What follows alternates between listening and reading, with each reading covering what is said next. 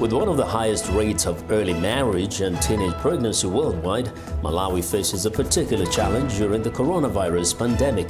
Aid groups say lockdowns are worsening the trend. Capacity building for youths in Nigeria. Phase 2 of the Presidential Youth Empowerment Scheme aims to empower young people across the country.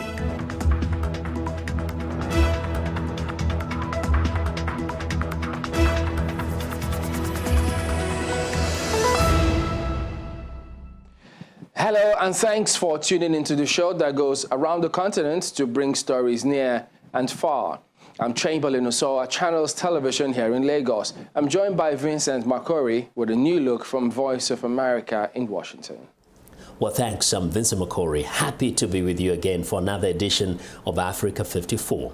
Due to the global outbreak of COVID-19, the Voice of America has reduced staffing at VOA headquarters in Washington. So as you see, our broadcast looks a little different for now. We appreciate you staying with us on Africa 54. Let's start off with the latest from Nigeria. Chamberlain Oso in Lagos brings you that story. President Muhammadu Buhari has launched Phase 2 of the Presidential Youth Empowerment Scheme, which is targeted at empowering 1,000 youth from each of the 774 local government areas of the country. Our correspondent Kayla Megwa reports.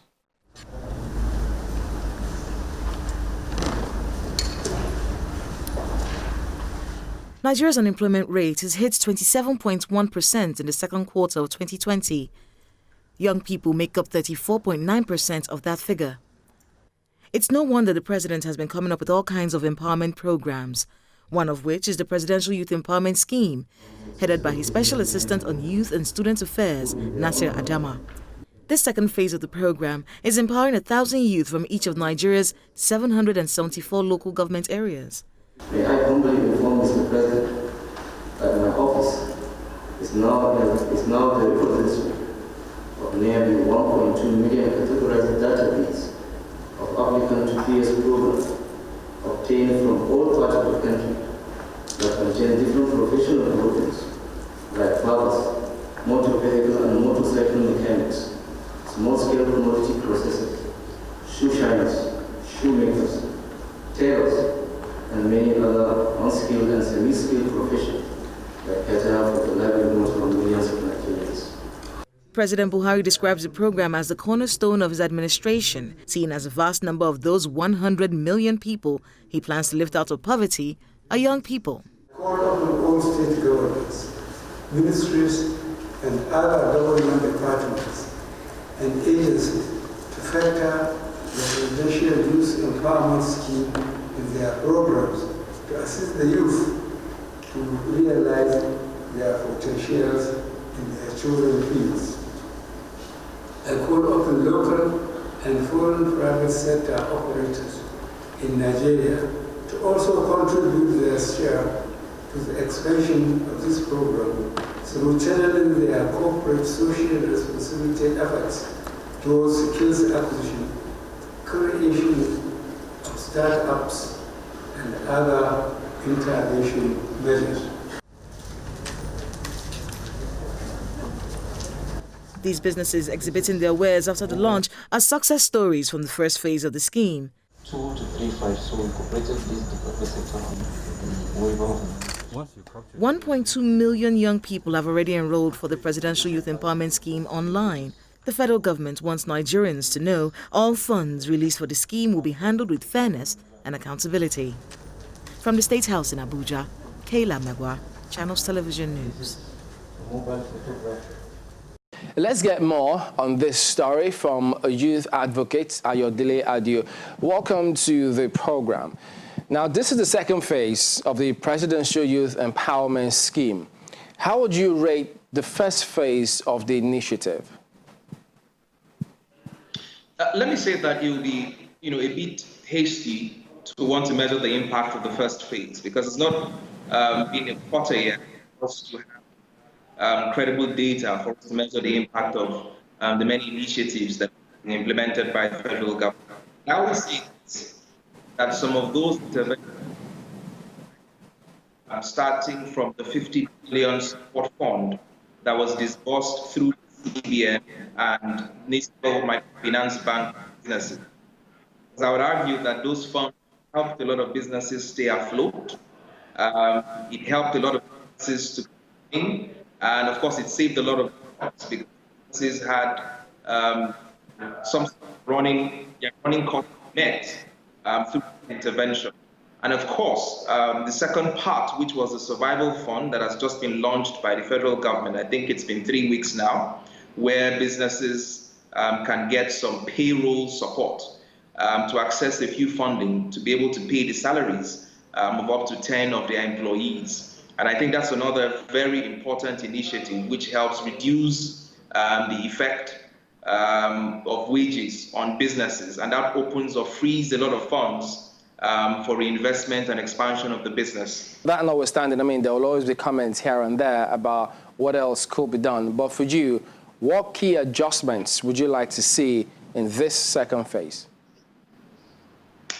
Well, there are a number of adjustments that I would like to see. I know that, a couple of weeks back, I think it's about 2 months ago, the monetary policy rate was a bit reduced, which reflected on the interest rates of banks, where it went down slightly. I'd like to see efforts targeted at lowering the cost of borrowing funds from banks, because the cheaper funds that businesses can access, the quicker these businesses can expand. So I'd like to see that happen, where the government can de-risk the sector and ensure that businesses can access funding at a very cheaper rate. The second thing I would also like to see is some sort of a fiscal response, to support the monetary responses that the federal government is making, which is in terms of taxes. I'd like to see that taxes are being lowered. I know that in the finance bill that was passed, it was proposed that corporate taxes were going to be lowered, which is a good initiative. I'd like to see that being implemented, where you can lower, the cost of taxes being paid by businesses to free up funds for reinvestment and expansion of those businesses. Now, this same second phase, they aim to create about 774,000 jobs across all the local government areas in the country. Where does that fit in for you in the scheme of your expectations? I'll take 704,000 jobs now. I can tell you that for free. But whether it's going to make a significant impact, I am not sure. There are about 13.9 million unemployed young people as we speak today. So if you're taking 774,000 out of that, it's a good start, but it still barely scratches the surface. So I'll say yes. I am not sure the quality of jobs that are going to be created, that's 704,000. I hope that the kind of jobs that will be created is such that they can earn a living wage, and is such that they can pay tangible taxes from, and is such that they can earn a decent living from. Because that's the only kind of jobs that would have requisite impact on the larger economy in terms of consumer spending and having a rippling effect on the larger economy. All right, then we all look forward to that. But then we do thank you for talking to us today on Africa 54. Thank you for having me. Appreciate it.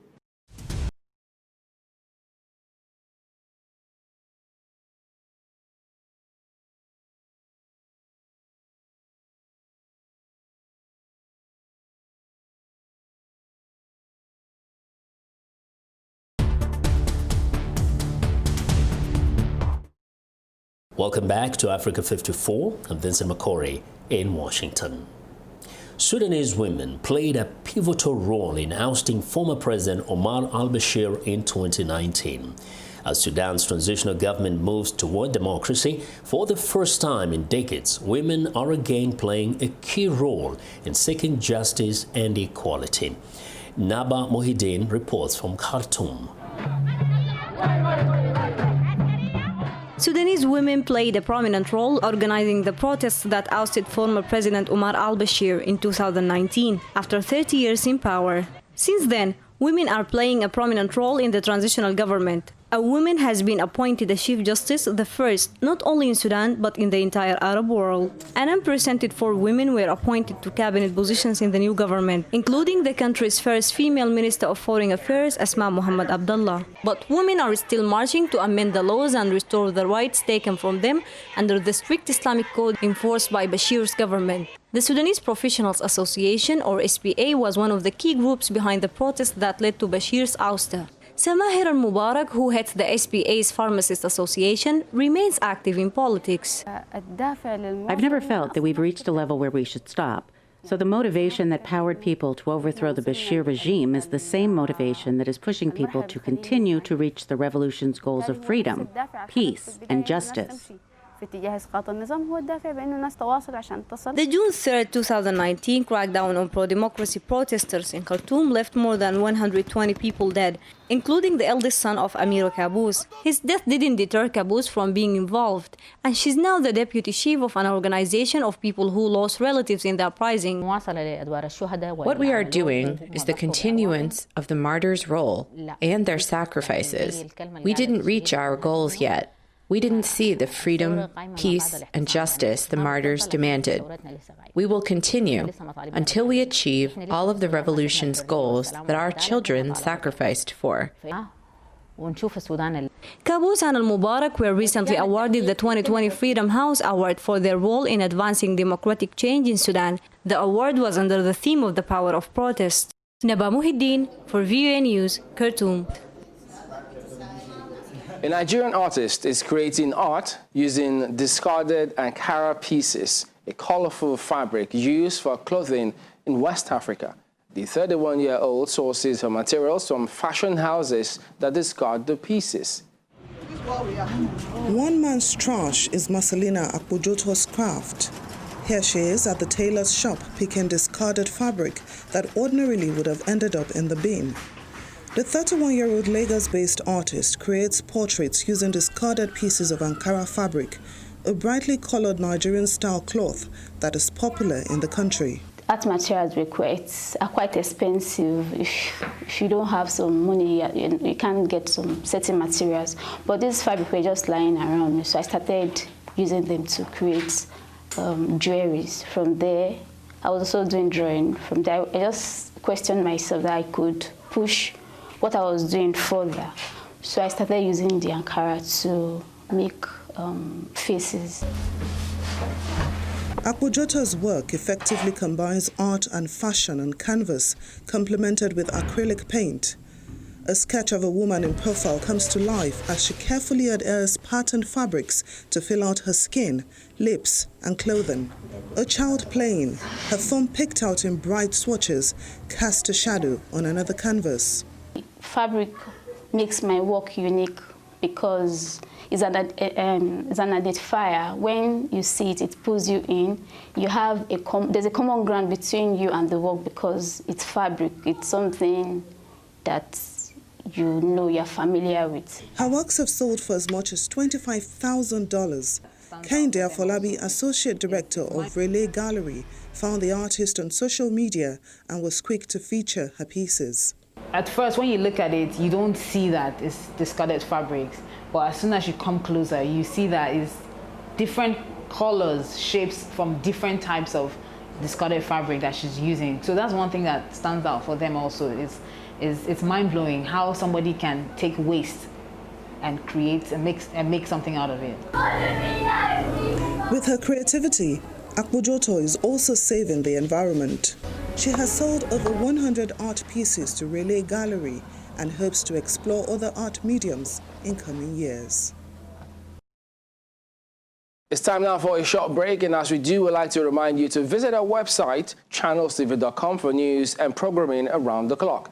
You can also find us at youtube.com/channelsweb. Still to come, dangerous conditions in an overcrowded Congolese prison. According to Human Rights Watch, inmates of Bunia prison in northeastern Democratic Republic of Congo are dying of malnutrition.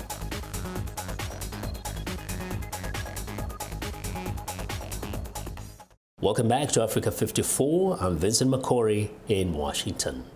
Malawi has one of the highest rates of early marriage and teenage pregnancy in the world, with about half of girls marrying before the age of 18. That's according to government records.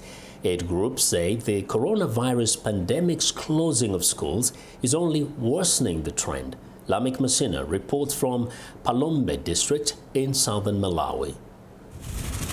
This 17-year-old girl, who we will call Rhoda, felt helpless when the government closed the schools in March to prevent the spread of the coronavirus. Like many other girls in the poor rural areas where schools offer opportunity, Rhoda struggled to find ways to make money. We instead had to go to places doing piece jobs to earn money. But when the piece jobs became scarce, I had no other option but to start a relationship with a man. After she became pregnant, the primary school student was kicked out of her home by her parents. The problem I'm facing is a lack of food and clothes. The man who impregnated me sometimes brings some food, but it's not enough. The problem of teenage pregnancies is not new in Malawi. Government records show about half of girls marrying before the age of 18.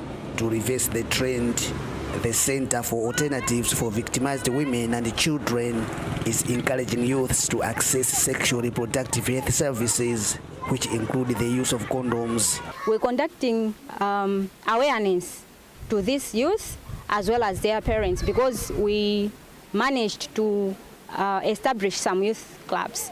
And the group is also working with women's groups to help girls leave their marriages and return to school. There are some girls who were married like Rhoda, but we have managed to withdraw them from the marriage, and now they are back in their homes. Because once a child is married, she rarely has a chance to continue with her education. So we talk to parents about looking after the pregnant girl until she can return to the school.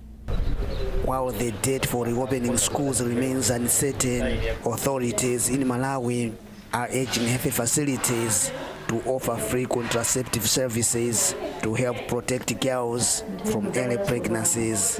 Lamek Masina for VOA News, Palombe, Malawi. Human Rights Watch says inmates of Bunia prison in northeastern Democratic Republic of Congo are dying of malnutrition. The prison, just like others in the country, are also overcrowded. These are some of the inmates of Bunia prison in northeastern Democratic Republic of Congo. They have lost their friend, 18-year-old Muno Lembisa, who they say died from sorrow. The sentence had really upset him, and as a result, he began to lose weight. He was told not to worry, but he died very quickly. He was eating the porridge for the malnourished, but his health still deteriorated. He was too sad. But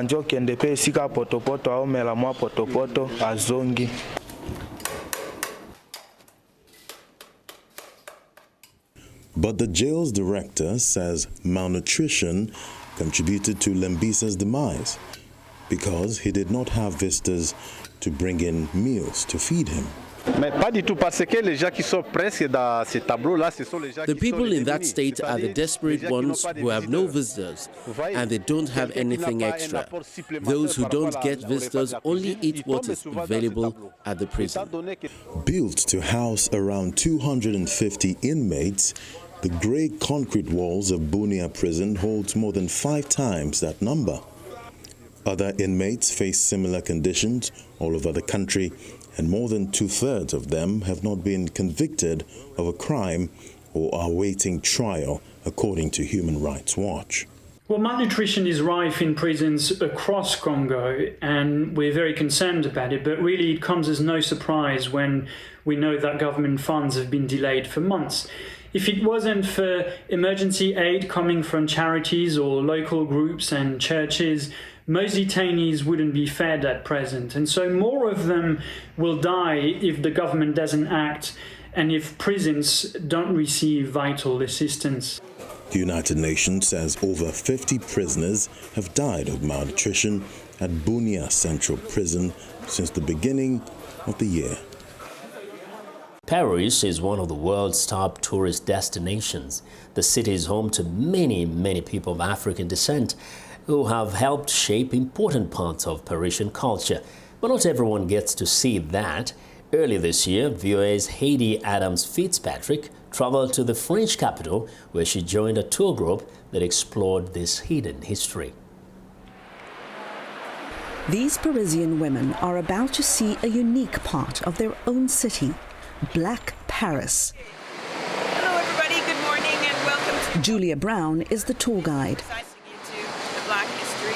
Brown has studied the stories of African Americans who came here to escape racism at home.